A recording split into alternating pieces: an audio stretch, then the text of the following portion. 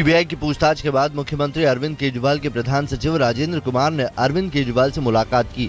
सूत्रों के मुताबिक सीबीआई दफ्तर से निकलने के बाद राजेंद्र कुमार सीएम के आवास पर गए। सीएम केजरीवाल और राजेंद्र कुमार में काफी देर तक बात हुई। दिल्ली के मुख्यमंत्री अरविंद केजरीवाल के प्रधान सचिव राजेंद्र कुमार के दफ्तर और घर पर सीबीआई के छापे मामले में केजरीवाल ने वित्त मंत्री अरुण जेटली पर निशाना साधा है।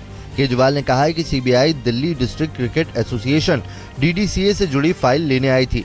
हाल ही में दिल्ली के मुख्यमंत्री ने पूर्व क्रिकेटर्स की शिकायत पर डीडीसीए में अनियमितता के आरोप पर जांच कमेटी बनाई है।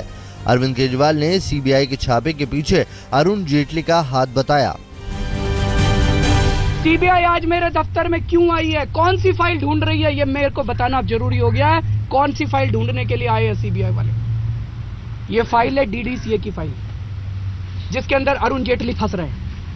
अरुण जेटली पिछले कई सालों से प्रेसिडेंट है डीडीसीए के, और डीडीसीए के अंदर जितना भ्रष्टाचार हुआ है अरुण जेटली के रहते हुए, उसकी मैंने जांच कमेटी बिठाई थी, उसकी रिपोर्ट आ गई है और उसके ऊपर अब कमीशन ऑफ इंक्वायरी बैठने वाला था, जिसकी फाइल मेरे दफ्तर के अंदर। डीडीसीए की फाइल को लेकर सीएम अरविंद केजरीवाल के आरोप को वित्त मंत्री अरुण जेटली ने बेबुनियाद बताया। अरुण जेटली से पहले केजरीवाल ने सीबीआई छापे को लेकर पीएम नरेंद्र मोदी पर भी निशाना साधा था। अरुण जेटली ने कहा कि केजरीवाल का सुबह का बयान गलत और शाम का बयान बकवास है। His morning statement appeared to be prima facie incorrect, but the evening one seems to be absolute rubbish. I need to respond to rubbish. Delhi के मुख्यमंत्री के प्रधान सचिव राजेंद्र कुमार के घर और दफ्तर पर सीबीआई छापे के बाद केजरीवाल ने कहा कि राजेंद्र कुमार तो बहाना है, निशाना उन्हें बनाया जा रहा है।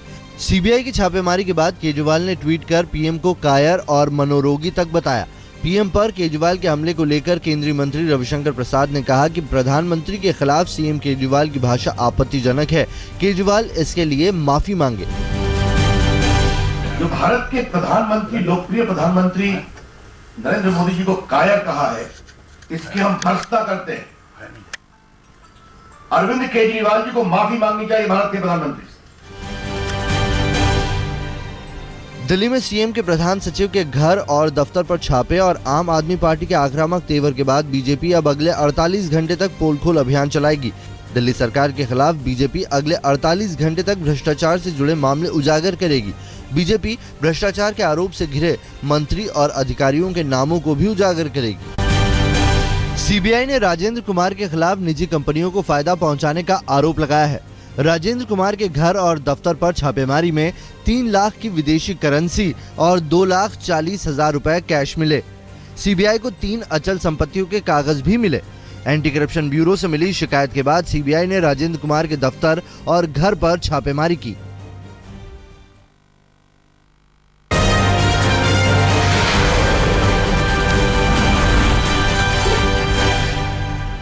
दिल्ली के मुख्यमंत्री अरविंद केजरीवाल के प्रधान सचिव के दफ्तर पर छापेमारी की टाइमिंग पर बीजेपी सांसद शत्रुघ्न सिन्हा ने सवाल खड़े किए हैं। ट्वीट कर शत्रुघ्न सिन्हा ने कहा कि प्रधानमंत्री मोदी पर सीएम केजरीवाल के बयान की भाषा का समर्थन नहीं किया जा सकता, लेकिन जरूरी है कि क्यों और कैसे उन्होंने ऐसी शुरुआत की।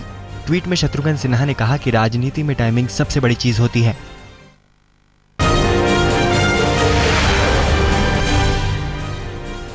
मंगलवार को कोची में विमान वाहक पोत आईएनएस विक्रमादित्य पर सेना के 3 अंगों के संयुक्त कमान सम्मेलन में पीएम मोदी ने कहा, हम आतंकवाद खत्म करना चाहते हैं। सैन्य कमांडरों से पीएम ने कहा कि हम आतंकवाद पर पाकिस्तान के दावे को परखते रहेंगे। पाकिस्तान के साथ बातचीत को पीएम ने इतिहास बदलने की कोशिश बताया। केरल के अपने 2 दिन की यात्रा के आखिरी दिन मोदी ने कांग्रेस पर वार करते हुए कहा कि लोकसभा चुनाव में मिली हार को कांग्रेस पचा नहीं पा रही है। मोदी ने कोल्लम में केरल के पूर्व सीएम आर शंकर की प्रतिमा का अनावरण किया। वहीं मोदी ने केरल के शिवगिरी मठ का दौरा भी किया। मठ में पीएम ने नारायण गुरु की महासमाधि पर फूल चढ़ाए। पर्यावरण को लेकर सुप्रीम कोर्ट ने कड़े फैसले के संकेत दिए हैं। दिल्ली आने वाले बड़े और छोटे कमर्शियल वाहनों पर 2 गुने टैक्स लगाने की तैयारी है।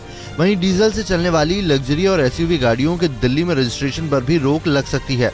सुप्रीम कोर्ट आज विस्तार से पर्यावरण मामले पर अपना फैसला सुनाएगी।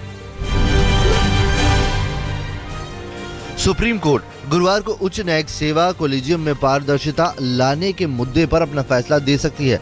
कोलिजियम सिस्टम में पारदर्शिता लाने के लिए मंगलवार को सुप्रीम कोर्ट के सामने कई सुझाव पेश किए गए। जजों की नियुक्ति को लेकर 1993 में कोलिजियम सिस्टम बनाया गया था।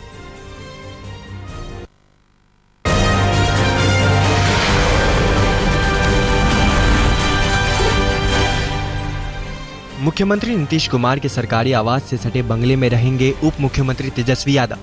बतौर भवन निर्माण मंत्री तेजस्वी यादव ने अपने रहने के लिए एक अड़े मार्ग के साथ लगे बंगले का चुनाव किया है। बंगले को सजाने संवारने का काम शुरू हो गया है। 15 जनवरी के बाद तेजस्वी इस बंगले में रहेंगे।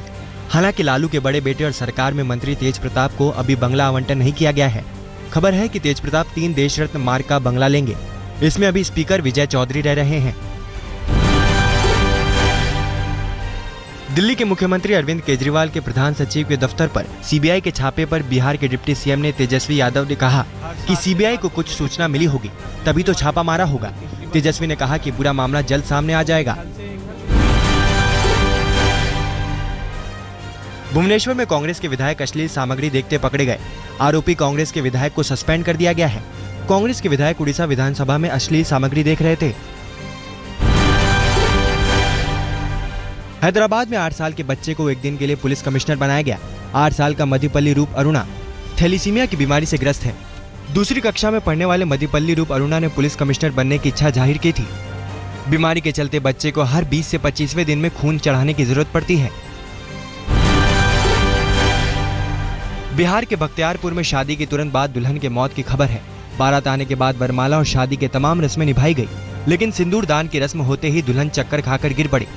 दुल्हन को तुरंत अस्पताल पहुंचाया गया, लेकिन वहां उसकी मौत हो गई। पटना में चर्च की जमीन को लेकर मंगलवार को जमकर हंगामा हुआ। प्रशासन के खिलाफ हंगामा कर रहे लोगों का आरोप है कि वो वर्षों से घर बनाकर रह रहे हैं, लेकिन बिल्डर ने साजिश के तहत जमीन अपने नाम करवा लिया और अब पुलिस की मदद से घरों को हटा रहा है। चर्च की जमीन पर रह रहे लोगों का आरोप है कि कोर्ट से स्टे ऑर्डर लाने के बाद भी पुलिस उनकी नहीं सुन रही। बिहार के दरभंगा में आज से बंद हो सकती है मोबाइल फोन की घंटी। बिल भुगतान नहीं करने की वजह से दरभंगा नगर निगम ने मोबाइल कंपनी के टावरों को सील करने की बात कही है। दरभंगा नगर निगम के मेयर के मुताबिक मोबाइल कंपनी पर निगम के 6 करोड़ रुपए बकाया हैं।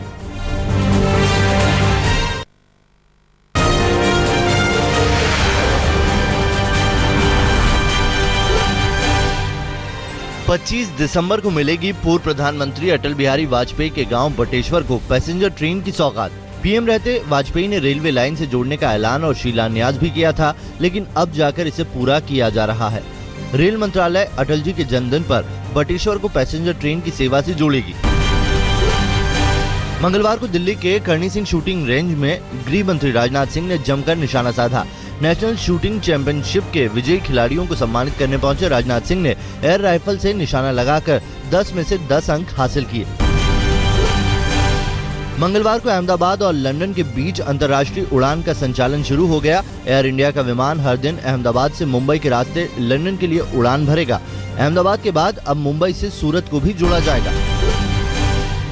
इसरो आज शाम 6 बजे PSLV C-29 के जरिए सैटेलाइट लॉन्च करेगी। इसरो सिंगापुर के 6 सैटेलाइट को भी आज लॉन्च करेगी। आगे इसरो का 3 और सैटेलाइट लॉन्च करने की योजना है। ताजा बर्फबारी के चलते पूरे हिमाचल प्रदेश में शीतलहर का प्रकोप है। शिमला में भी तापमान काफी नीचे गिर गया है। वहीं वाराणसी में भी शीतलहर के चलते जनजीवन पर असर पड़ रहा है। मौसम विभाग का अनुमान है कि 17 दिसंबर से उत्तर भारत में कोहरे का भी असर दिखेगा। फिल्म साला खड़ूस का ट्रेलर लॉन्च किया गया। ये फिल्म एक कोच और एक बॉक्सर को लेकर है। राजकुमार हिरानी ने इस फिल्म को प्रोड्यूस किया है। फिल्म में आर माधवन बॉक्सिंग कोच की भूमिका में है। 8 साल से साले वही बॉक्सर सिर्फ उम्र और कमर बढ़ती जा रही है। इनमें से किसी में वो आग नहीं।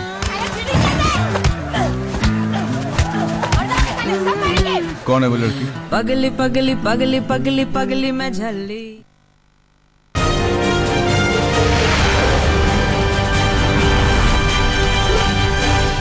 गाजियाबाद में मुलायम सिंह यूथ ब्रिगेड के जिला अध्यक्ष पर एक जिम संचालक को गोली मारकर हत्या करने का आरोप है।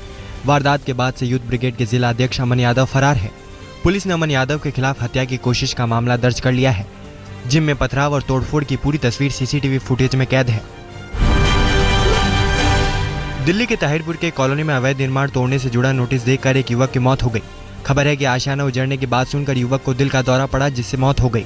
कोर्ट के आदेश पर कल्याण विभाग ने कई घरों में अतिक्रमण हटाने को लेकर नोटिस भेजा था। डीटीसी के एसी बसों में नकली टिकट का फर्जीवाड़ा करने वाला एक गिरोह का हुआ है पर्दाफाश। डीटीसी बस के टिकट चेकर ने पुलिस के साथ मिलकर किया है एक ऐसे ही गिरोह का पर्दाफाश। नई दिल्ली स्टेशन के पास एक एसी बस में टिकट चेकिंग के दौरान रूट नंबर 406 के बस से कंडक्टर समेत 2 लोगों को पुलिस की मदद से धर दबोचा गया, जो काफी अरसे से बस में यात्रियों को नकली टिकट थमाकर परिवहन विभाग को लाखों का चूना लगा रहा था। पुलिस को इस गिरोह के पास से लाखों का नकली टिकट, प्रिंटर और कंप्यूटर बरामद किया है। जोधपुर में एक बस के एक्सीडेंट की खबर है। इस दुर्घटना में 25 लोग घायल हो गए। अंडरवर्ल्ड डॉन दाऊद इब्राहिम के कार की नीलामी मुंबई में की गई। दाऊद की हुंडई एक्सेंट कार को हिंदू महासभा के डॉक्टर इंदिरा तिवारी ने 32,000 रुपए की नीलामी में खरीदी। हरे रंग की ये कार घाटकोपर की सरकारी सोसाइटी में खड़ी है। इंदिरा तिवारी के मुताबिक वो इस कार को समाज सेवा के काम में उपयोग करेंगी।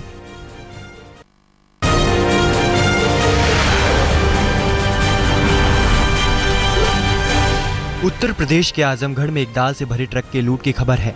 छत्तीसगढ़ से 22 टन अरहर की दाल से भरी ट्रक गोरखपुर के लिए चली थी, लेकिन आजमगढ़ के पास लुटेरों ने नीली बत्ती गाड़ी से ओवरटेक कर ट्रक के ड्राइवर को कब्जे में ले लिया।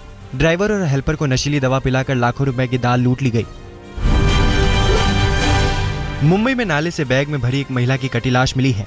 मंगलवार की शाम मानखुर्द लिंक रोड पर नाले से 2 बैग मिले, जिसमें महिला की लाश थी। एक बैग में लाश का हाथ पैर बांधा हुआ था, जबकि दूसरे बैग में महिला का धड़ था। बदबू की शिकायत के बाद नाले की सफाई के दौरान 35 साल की महिला की लाश मिली। यूपी के शाहजहांपुर में महिला से गैंगरेप का मामला सामने आया है, जिसमें महिला ने 5 लोगों पर गैंगरेप करने का आरोप लगाया है।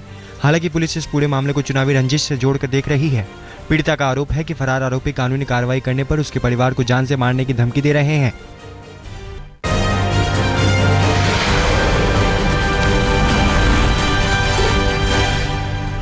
आईपीएल के पिछले 8 सीजन में चेन्नई सुपर किंग्स से खेलने वाले महेंद्र सिंह धोनी और सुरेश रैना अब पुणे और राजकोट की टीम से खेलेंगे। धोनी और सुरेश रैना पर 12.5 करोड़ रुपए की बोली लगी। आईपीएल सीजन 9 का मुकाबला 9 अप्रैल से 29 मई तक खेला जाएगा।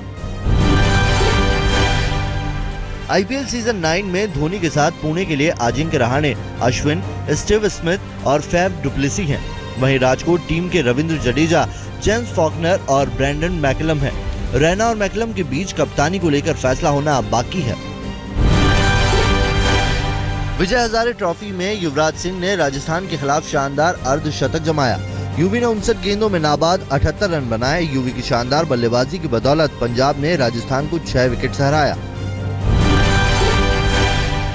विजय हजारे ट्रॉफी में एक बार फिर नहीं चला महेंद्र सिंह धोनी का बल्ला। कर्नाटक के खिलाफ धोनी सिर्फ 1 रन ही बना सके।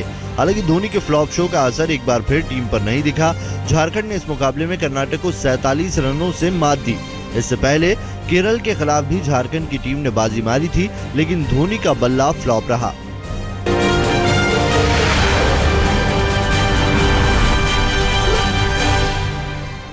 आतंकी हमले की धमकी के बाद अमेरिका के लॉस एंजलिस में स्कूलों को बंद कराया गया है।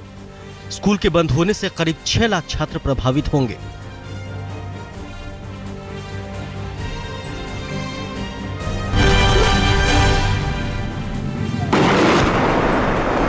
आईएसआईएस पर एक बार फिर रूस ने हमला किया। सीरिया में आईएसआईएस के प्रभाव वाले इलाके में रूस ने किया फायर। आईएसआईएस के खिलाफ लड़ रहे 4 विद्रोही संगठनों की मदद के लिए रूस ने हवाई हमला किया।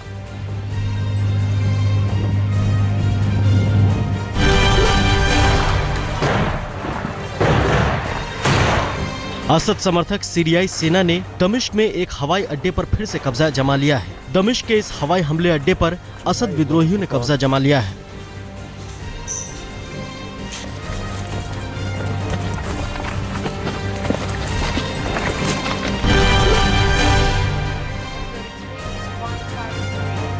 टिम पीके इंटरनेशनल स्पेस स्टेशन पहुंचने वाले पहले ब्रिटिश अंतरिक्ष यात्री बन गए हैं।